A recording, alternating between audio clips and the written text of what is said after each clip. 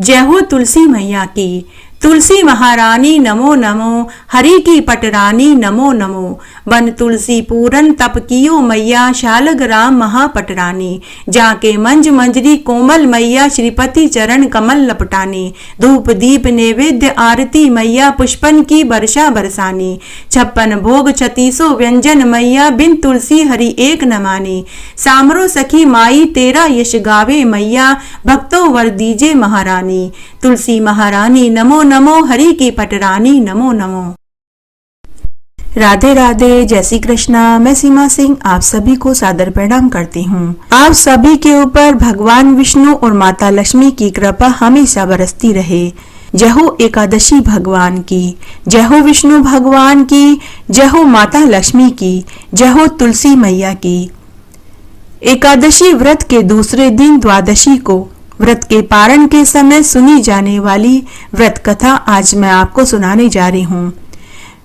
द्वादशी के दिन इस कथा को सुनने से एकादशी व्रत का संपूर्ण फल प्राप्त होता है। आइए अब हम द्वादशी के दिन पारण के समय सुनी जाने वाली व्रत कथा सुनते हैं। आइए पहली कहानी सुनते हैं। गणेश जी की कहानी। एक राजा के 2 रानियां थी। बड़ी रानी के 2 पुत्र थे, लेकिन छोटी रानी के कोई संतान नहीं थी।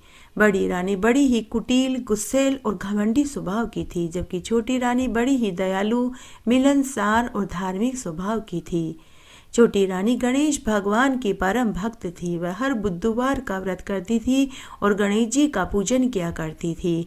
हमेशा गजानन जी गजानन जी गजानन जी करती रहती थी। राजा दोनों रानियों को बराबर का समय देते थे। एक दिन बड़ी रानी के पास जाते थे तो एक दिन छोटी रानी के पास जाते थे। लेकिन जब भी राजा छोटी रानी के पास जाने लगते तो बड़ी रानी किसी न किसी बहाने से राजा को खुद के पास रोक लेती थी। तब एक बार की बात है, राजा हमेशा की तरह शहर किसी काम से जा रहे थे तो उन्होंने बड़ी रानी से पूछा कि शहर से कुछ मंगवाना हो तो बता देना। तब बड़ी रानी ने बहुत बड़ी सामान की लिस्ट बना करके राजा को पकड़ा दी। उसके बाद राजा ने छोटी रानी से पूछा, लेकिन छोटी रानी हमेशा की तरह मना कर देती है और बोलती है कि हे महाराज, मेरे पास आपका दिया हुआ सब कुछ है, मुझे कुछ नहीं चाहिए। और फिर गजानन जी करने लगती। तब एक मंत्री ने राजा से कहा कि हे महाराज, आपकी छोटी रानी कभी अपने लिए कुछ नहीं मंगवाती है। अगर आप कहें तो हम उनके लिए इस बार शहर से पीतल के गणेश जी की मूर्ति ला कर के दे देवें। तब राजा ने कहा कि मंत्री जी, आप बिल्कुल सही बोल रहे हैं, मुझे याद नहीं रहता, लेकिन आप याद रखना। उसके बाद राजा शहर में गए। शहर में जाने के बाद राजा ने अपना काम निपटाया और बड़ी रानी ने जो सामान की लिस्ट दी थी वह सामान उन्होंने मंत्री से मंगवा लिया। लेकिन छोटी रानी के लिए गणेश जी की मूर्ति लेना राजा भी भूल गए और मंत्री भी भूल गए और वे अपने राज्य की ओर लौटने लगे। अभी वे आधे रास्ते में ही लौटे थे कि मंत्री को गणेश जी की मूर्ति लेने वाली बात याद आई। मंत्री ने राजा से कहा कि हे महाराज, मुझे माफ करना, लेकिन हम तो छोटी रानी के लिए गणेश जी की मूर्ति लेना ही भूल गए हैं। तभी अचानक सड़क के दूसरी तरफ उन्हें एक मूर्ति बेचने वाला दिखाई दिया। उसके पास सभी देवी देवताओं की, भगवान की मूर्तियां थी। राजा और मंत्री की नजर उस मूर्ति बेचने वाले के ऊपर पड़ी। राजा ने मंत्री को भेजकर एक अच्छी सी पीतल की गणेश जी की मूर्ति मंगवा ली। उसके बाद राजा और मंत्री महल में आए। राजा ने बड़ी रानी को उसके द्वारा मंगवाया हुआ सारा सामान पकड़ा दिया। उसके बाद राजा छोटी रानी के कक्ष में गए और गणेश जी की पीतल की मूर्ति पकड़ाई। छोटी रानी गणेश जी की प्रतिमा देखकर बहुत खुश हुई। उसने गणेश जी की प्रतिमा को अपने कमरे में अलमारी में रख दिया। अब वह रोज पूजा पाठ करने लगी। इस तरह 3 महीने बीत गए। 3 महीने बीतते ही महल में एक के बाद एक करके अनेक शुभ समाचार आने लगे। राजा का पड़ोसी राज्य से कई वर्षों से युद्ध चल रहा था। वहां से खबर आई कि पड़ोसी राज्य हार गया है। दूसरी खुशखबरी यह आई कि राजा के राज्य में कई वर्षों से सूखा पड़ा हुआ था। तभी अचानक से नदी, तालाब, कुएं, जलाशय सभी जल से लबालब भर गए। सभी बाग बगीचे फल फूलों से लथपथ हो गए। फसल भी बहुत अच्छी हुई। उसके बाद राजा को तीसरा शुभ समाचार मिला। छोटी रानी ने एक दिन राजा से कहा कि महाराज, आप पिता बनने वाले हैं। जो गर्भ ठहर गया है।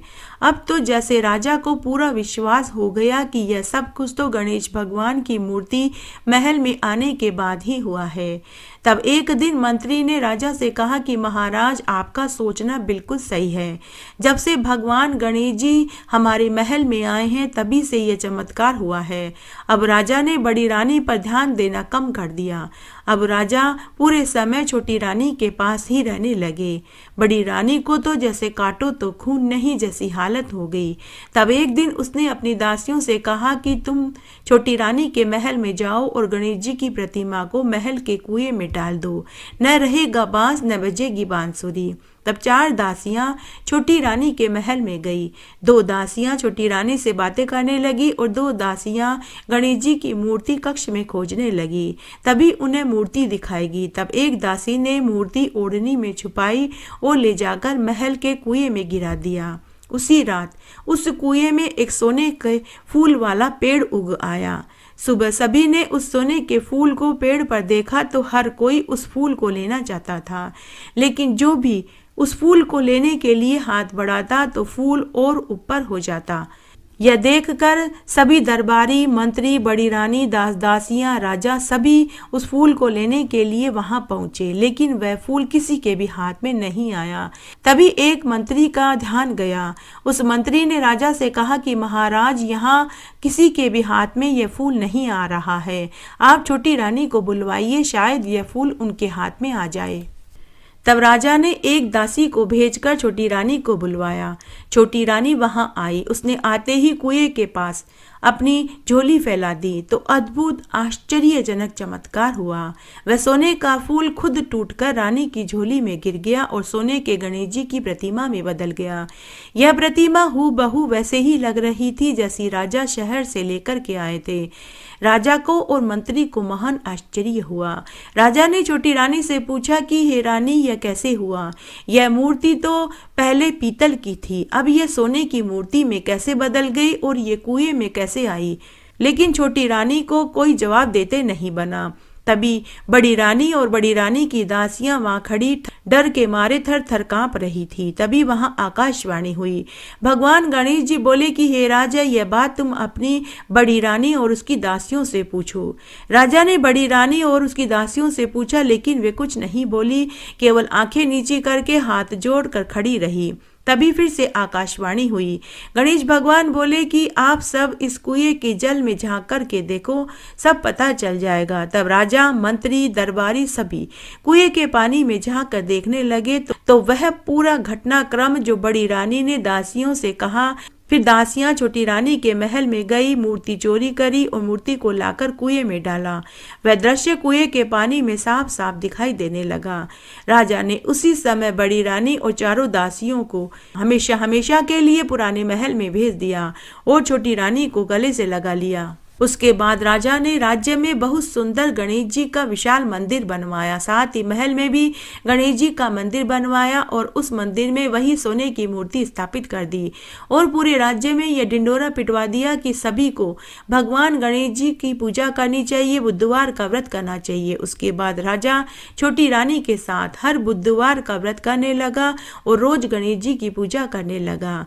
उसके बाद 9वें महीने में छोटी रानी को एक सुंदर पुत्र पैदा हुआ। सभी इस जीवन का सुख भोग कर बैकुंठ को प्राप्त हुए। घटती हो तो पूरी हो, पूरी हो तो परवान चढ़े, भूले बिसरे नाम तेरे भंडार में भरे। एक बार एक गांव में एक साहूकार दंपति अपने 2 बेटा बहुओं के साथ रहते थे। साहूकार दंपति के छोटे बेटा बहू गरीब तो बड़े बेटा बहू अमीर थे। साहूकार दंपति अपने छोटे बेटा बहू के साथ रहते थे। तब एक बार की बात है, गांव के एक पंडित जी के कहने पर साहूकार दंपति के छोटे बेटा बहू ने 24 एकादशी का उपवास किया ताकि उनकी घर की दरिद्रता दूर हो जाए। साहूकार दंपति के छोटे बेटा बहू ने लगातार 24 एकादशी के उपवास किए। उसके बाद उन्होंने एकादशी व्रत का उद्यापन कर दिया, लेकिन उनकी गरीबी दूर नहीं हुई। इससे वे बहुत दुखी रहने लगे। तब उन्हें दुखी देखकर साहूकार दंपति अपने बेटा बहू से बोले कि तुम चिंता मत करो, एक न एक दिन तुम्हें एकादशी के व्रत का फल जरूर मिलेगा। धैर्य रखो, सब्र का फल हमेशा मीठा ही होता है। भगवान एक न एक दिन तुम दोनों की जरूर सुनेंगे। जब साहूकार की बड़ी बहू को पता चला तो उसने ताना देते हुए अपनी देवरानी से कहा कि अरे, क्या व्रत उपवास करने से गरीबी दूर होती है? अगर ऐसा होता तो संसार में सभी अमीर होते, कोई भी गरीब नहीं होता। और ऐसा कहकर जेठानी जोर जोर से अपनी देवरानी पर हंसने लगी। उस दिन देवरानी ने निश्चय कर लिया कि जब तक भगवान मुझे मेरी व्रत और स्नान का फल नहीं देंगे तब तक मैं अन्न जल ग्रहण नहीं करूंगी। देवरानी ने उसी दिन अन्न जल का त्याग कर दिया। जब उसके सास ससुर और पति को पता चला तो सबने बहुत समझाया, लेकिन साहूकारनी के छोटे बेटे की बहू नहीं मानी। इस तरह 4 दिन तक छोटी बहू ने अन्न जल नहीं खाया। ऊपर बैकुंठ में बैठे भगवान विष्णु और माता लक्ष्मी यह सब कुछ देख रहे थे। तब माता लक्ष्मी के कहने पर भगवान विष्णु ने एक रात्रि को छोटी बहू को स्वप्न में आकर कहा कि हे पुत्री, तूने बहुत कठोर निर्णय लिया है। पुत्री, मैं तेरी पूजा और व्रत से खुश हुआ। तुझे तेरे व्रत, स्नान और पूजा के रूप में तुझे मैं 4 फल देता हूँ। जब भी तुझे पैसों की दिक्कत हो तो तू एक फल तोड़ लेना, तेरी सारी गरीबी दूर हो जाएगी। ऐसा कहकर भगवान विष्णु अंतर्ध्यान हो गए। सुबह जब छोटी बहू सोकर उठी तो उसे अपने पलंग के सिराने पर 4 फल पड़े हुए मिले। उसने अपने स्वप्न वाली और फल वाली बात अपने पति और सास ससुर को बताई। तब उन 4 फलों में से सबसे छोटे फल को छोटी बहू ने तोड़ा तो उसमें से 100 सोने के सिक्के मिले। साहूकार दंपति और उसके छोटे बेटा बहू बहुत खुश हुए। उन सिक्कों से साहूकारनी के छोटे बेटे ने कपड़ों का व्यापार शुरू किया और खूब मेहनत मजदूरी करी। उसका व्यापार चल निकला। कुछ ही समय में वे बहुत अमीर हो गए। उन्हें 3 अन्य फल तोड़ने की जरूरत ही नहीं पड़ी। जब उनकी अमीरी की जानकारी साहूकार के बड़े बेटे की बहू को पता चली तो वह भागी भागी आई और अमीर होने का उपाय पूछने लगी। तब देवरानी ने अपने एकादशी के फल वाली पूरी सच्चाई बता दी। तब बातों ही बातों में जेठानी ने पूछ लिया कि बाकी के 3 फलों का तूने क्या किया? तो देवरानी बोली कि भाभी जी, उन फलों को तो तोड़ने की जरूरत ही नहीं पड़ी, वो फल तो अभी भी ऐसे ही रखे हैं। तब एक दिन मौका पाकर जेठानी देवरानी के उन 3 फलों को चुरा कर ले गई और घर लाकर उसने तीनों फलों को पत्थर से मार मार कर तोड़ डाले। लेकिन उनमें से धन निकलने की जगह छोटे छोटे सांप, बिच्छू और जहरीले कीड़े निकले और देखते ही देखते वे पूरे घर में फैल गए। घर में कोहराम मच गया। तब साहूकार का बड़ा बेटा अपनी पत्नी से बोला कि अरे भगवान, तूने ऐसा क्या पाप किया जो पूरे घर में सांप, बिच्छू और कंचले हो गए। डरते डरते उसने देवरानी के फल चोरी करने वाली बात बताई। तब उसी समय जिठानी भागी भागी अपनी देवरानी और सास ससुर के पास आई और गलती की माफी मांगने लगी। तो तभी वहां आकाशवाणी हुई। विष्णु भगवान ने जिठानी से कहा कि जब तक तू अपने धन में से आधा धन अपनी देवरानी को नहीं देगी तब तक मैं तेरे घर में से सांप बिच्छू की माया नहीं समेटूंगा। जिठानी रोने लगी और हाथ जोड़कर बोली कि हे प्रभु, मुझे धन का लालच आ गया था, आप मुझे माफ कर दीजिए, आप जो कहेंगे मैं वही करूंगी। फिर जिठानी ने अपने धन में से आधा धन देवरानी को दिया। तभी भगवान विष्णु ने उसके घर में से सांप बिच्छू की माया समेटी। हे विष्णु भगवान, जैसे आपने एकादशी के व्रत का फल देवरानी को दिया वैसा सबको देना। कहानी कहने वाले को, सुनने वाले को और हुक्कारा भरने वाले को। घटती हो तो पूरी हो, पूरी हो तो परवान चढ़े, भूले बिसरे नाम तेरे भंडार में भरे। तुलसी जी की कहानी। एक बार की बात है, बहुत छोटा सा गांव था। उस गांव में एक विधवा ब्राह्मणी अपने बेटा, बहू और बेटी के साथ रहती थी। ब्राह्मणी की बेटी बड़ी ही धार्मिक प्रवृत्ति की थी। उसका नाम सुशीला था। सुशीला की माँ और भाई उसे खूब लाड़कोड़ से रखते थे, लेकिन उसकी भाभी उसे पसंद नहीं करती थी। वह अपनी सास से कहती थी कि माँ जी, आप ननद बाई से घर का कामकाज क्यों नहीं करवाते? आखिर में तो यही काम आएगा, पराए घर जाएगी तो दुख उठाना पड़ेगा। ससुराल वाले हमें ही ताने देंगे कि हमने इसे घर का कोई कामकाज नहीं सिखाया। तो ब्राह्मणी और उसका पति हंसकर टाल देते कि हमारी तो एको एक लाडली सुशीला है, अपने आप सब सीख जाएगी।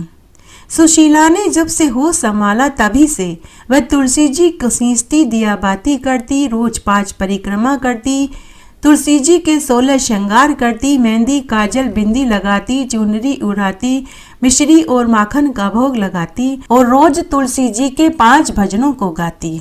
पूजा करने के बाद वो बोलती कि हे तुलसी माँ, सोने के लोटे में जल दो और लड्डवन का थाल दो। तो ऐसा कहते ही दोनों चीजें उसके सामने आ जाती। सुशीला उन्हें ले जाकर अपनी माँ को दे देती, जिससे उनके घर में कभी अन्न धन की कमी नहीं हुई। समय बड़ा खुशी खुशी बीत रहा था।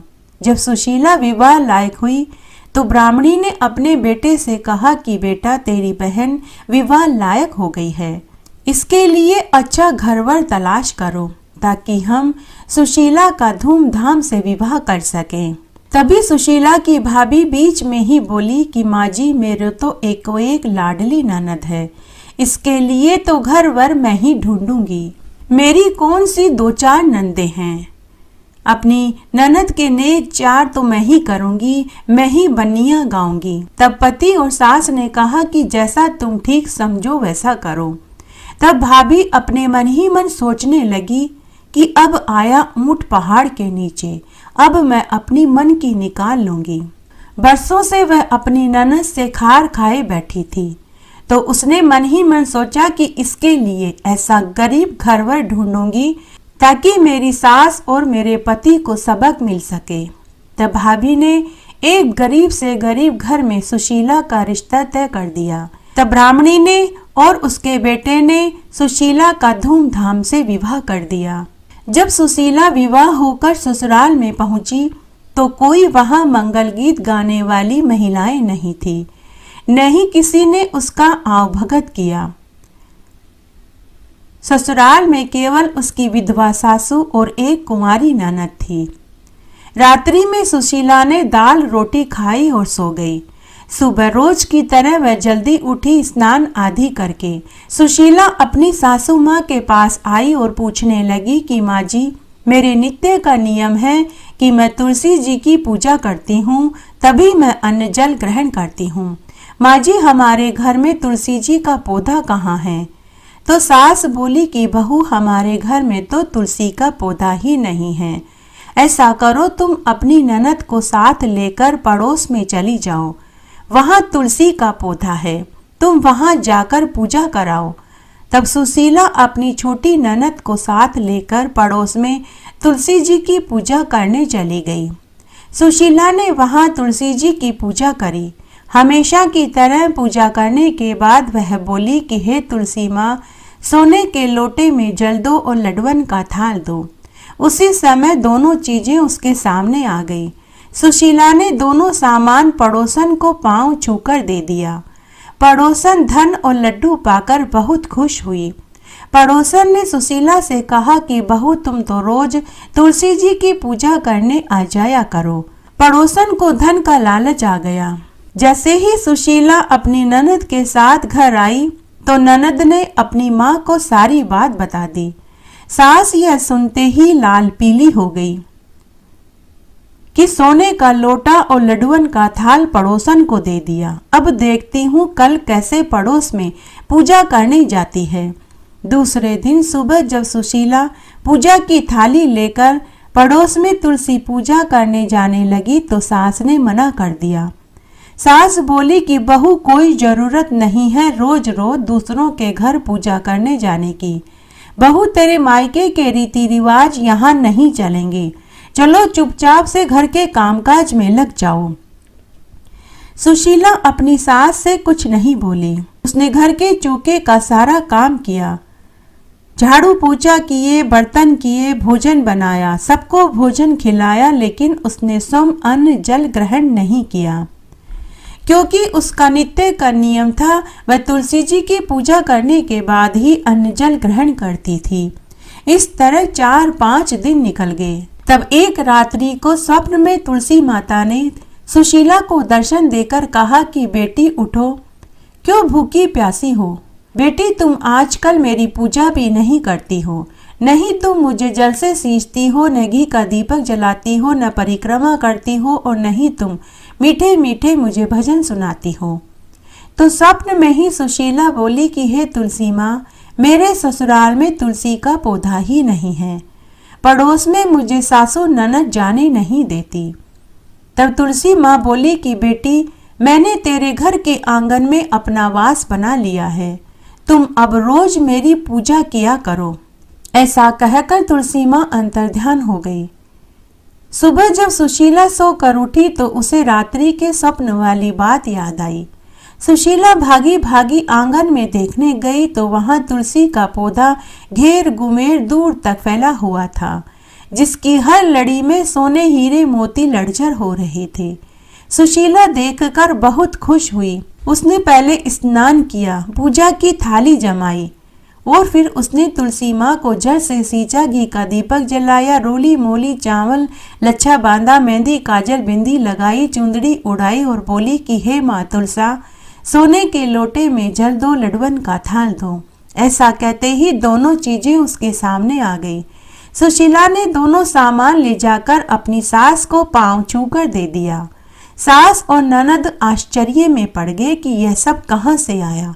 सुशीला ने उन्हें पूरी बात बताई। सासू ननद भागी भागी घर के आंगन में देखने आई तो तुलसी का पौधा धन से लड़झड़ हो रहा था। सास और ननद ने सुशीला के पांव पकड़ लिए। सुशीला ने कहा कि माँ जी, बाईसा, आप मेरे पांव मत पड़िए, उल्टी गंगा नहीं बहती, मैं आपके पांव लगूंगी, आप तुलसी माँ के पांव पड़िए। अब सास और ननद भी अपनी बहू के साथ तुलसी जी की पूजा करने लगी। कुछ ही समय में वे बहुत अमीर हो गए और कुछ ही महीनों में उनके घर में धन दौलत, नौकर चाकर, महल नुमा मकान हो गया। हाथी घोड़ा ऊंट बंगला मोटर गाड़ी जेवरा सब हो गए। वे अमीर लोगों की श्रेणी में गिने जाने लगे। जब पहली राखी आई तो भाभी का मन हुआ कि इस राखी पर ननद के ससुराल जाकर देखना चाहिए कि उसके क्या हाल हैं। जरूर ससुराल में धंधा पीट रही होगी, सूखे टिक्कड़ खाती होगी, फटे पुराने गुदड़े ओढ़ती होगी, फटी पुरानी साड़ियां पहनती होगी।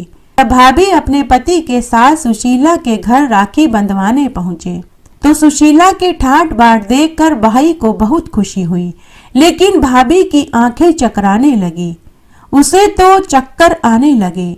सुशीला अपने भाई भाभी से मिलकर बहुत खुश हुई। हे तुलसी माता, जैसे आपने सुशीला की पग पग पर मदद करी वैसी सबकी करना।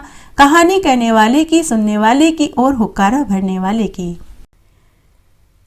माता तुलसी से जुड़ी एक कथा बहुत प्रचलित है। श्रीमद् देवी भागवत पुराण में इनके अवतरण की दिव्य लीला कथा बताई गई है। एक बार भगवान महादेव ने अपने तेज पुंज को समुद्र में फेंक दिया था। उससे एक महातेजस्वी बालक ने जन्म लिया। यह बालक आगे चलकर जलंधर के नाम से पराक्रमी दैत्य राजा बना। इनकी राजधानी का नाम जलंधरी नगरी था। दैत्यराज कालनेमी की कन्या वृंदा का विवाह जलंधर से हुआ। जलंधर महाराक्षस था। अपनी सत्ता के मद में चूर उसने माता लक्ष्मी को पाने की कामना से युद्ध किया, परंतु समुद्र से ही उत्पन्न होने के कारण माता लक्ष्मी ने उसे अपना भाई स्वीकार कर लिया। वहां से पराजित होकर वह देवी पार्वती जी को पाने की लालसा से कैलाश पर्वत पर पहुंच गया। भगवान देवाधिदेव महादेव का ही रूप धरकर माता पार्वती के समीप जलंधर पहुंच गया, परंतु माता पार्वती जी ने अपने योग बल से उसे तुरंत पहचान लिया तथा माता पार्वती जी वहां से अंतर्ध्यान हो गई। देवी पार्वती जी ने क्रोधित होकर सारा वृतांत भगवान विष्णु को सुनाया। जलंधर की पत्नी वृंदा अत्यंत ही पतिव्रता स्त्री थी।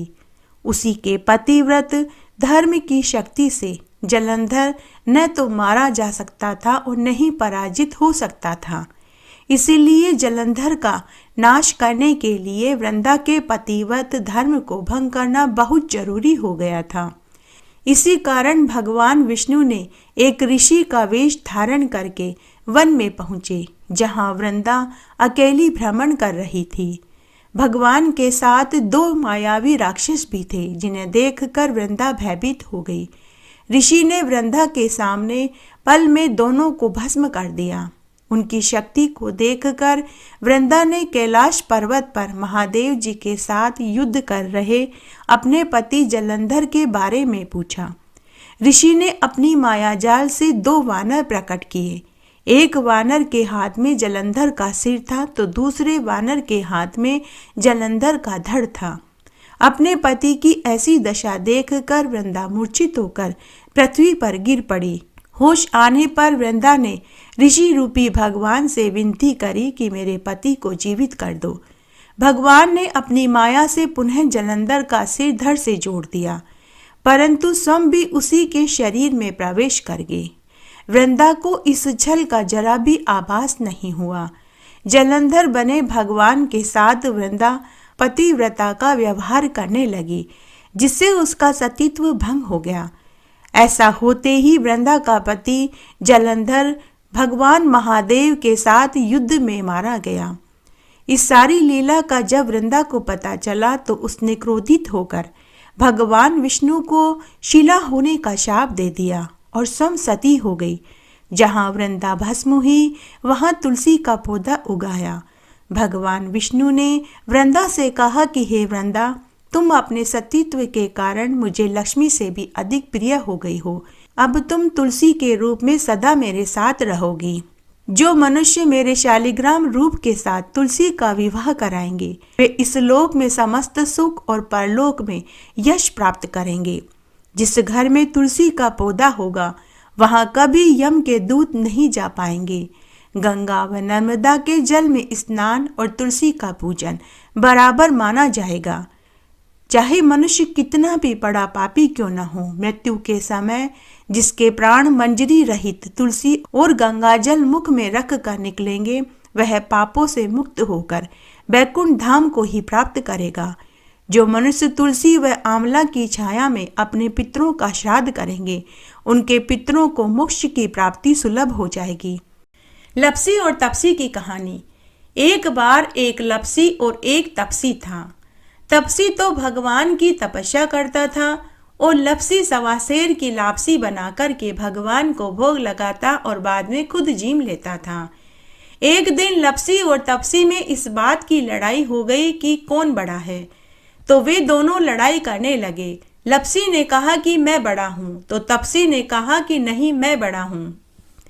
कि तभी नारद मुनि उधर से गुजरे। उन्होंने उनसे लड़ाई करने का कारण पूछा, तो लपसी और तपसी नारद मुनि के पास आए और प्रणाम करके बोले कि हे देव ऋषि नारद मुनि, आप बताइए हम दोनों में से कौन बड़ा है। तब नारद मुनि बोले कि मैं तुम्हारा फैसला कल करूंगा। दूसरे दिन नारद मुनि ने तपसी और लपसी दोनों के आगे 1.25 करोड़ की अंगूठी गिरा दी। तपसी ने जैसे ही 1.25 करोड़ की अंगूठी देखी तो उसके मन में धन का लालच आ गया। उसने अंगूठी उठाई और अपने गोडे के नीचे दबा दी और तपस्या करने के लिए बैठ गया। लपसी ने अंगूठी की तरफ देखा भी नहीं। वह नहाया धोया, 1.25 शेर की लापसी बनाई, भगवान को भोग लगाया और खुद जीमने बैठ गया। थोड़ी देर के बाद नारद मुनि आए। नारद मुनि को आया देखकर लपसी और तपसी उनके पास गए और पूछने लगे कि हे देव ऋषि नारद मुनि, अब बताइए हम दोनों में से कौन बड़ा है। तब नारद मुनि ने तपसी से कहा कि तपसी तू अपने पांव को उठा। तपसी ने जैसे ही गोडा उठाया तो उसके नीचे से 1.25 करोड़ की अंगूठी निकली। तब नारद मुनि बोले कि हे तपसी, तूने धन का लालच किया, अंगूठी चुराई, इसलिए तेरी तपस्या भंग हो गई, इसलिए लपसी बड़ा है। तब तपसी रोने और गिड़गिड़ाने लगा और नारद मुनि से पूछने लगा कि हे देव ऋषि नारद मुनि, मुझे मेरी तपस्या का फल अब कब मिलेगा?